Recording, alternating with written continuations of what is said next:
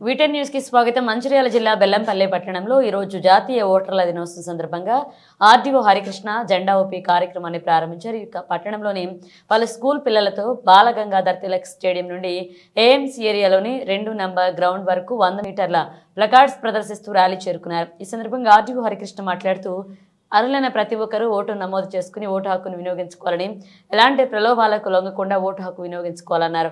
అనంతరం వారితో ఓటు హక్కుపై ప్రతిజ్ఞ చేయించారు. ఈ కార్యక్రమం న్యాయమూర్తి ముఖేష్, తహసీల్దార్ Jyoshna, municipal commissioner Srinivasarao, revenue అధికారులు పాల్గొన్నారు.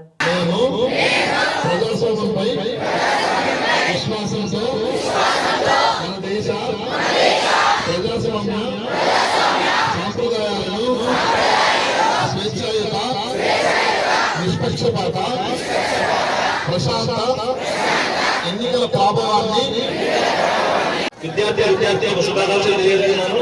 అలాగే ఈ కార్యక్రమానికి సంబంధించి అన్ని విధాల సహకారంగా ఎంఓ గారికి మరియు అన్ని పాఠశాల ఉపాధ్యాయులకు ధన్యవాదాలు తెలియజేస్తూ 2011 సంవత్సరంలో జాతీయ ఓటర్ల రోజులు ఏర్పాటు చేయడం జరిగింది. అప్పటి నుంచి ప్రతి సంవత్సరం ఈ కార్యక్రమం నిర్వహించడం జరుగుతుంది. ప్రజాస్వామ్యంలో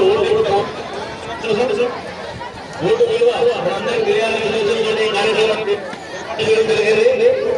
మనం ప్రజాస్వామ్యంలో నిర్భయంగా ఇలాంటి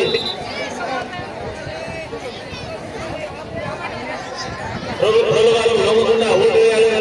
మనం అందరం కూడా మన తల్లిదండ్రులకు సోదరులందరూ తెలియాలి. ఓటు ప్రాముఖ్యతలు అందరూ గుర్తుంటూ తెలుసుకోవాలని కార్యక్రమం ఏర్పాటు చేయడం జరిగింది.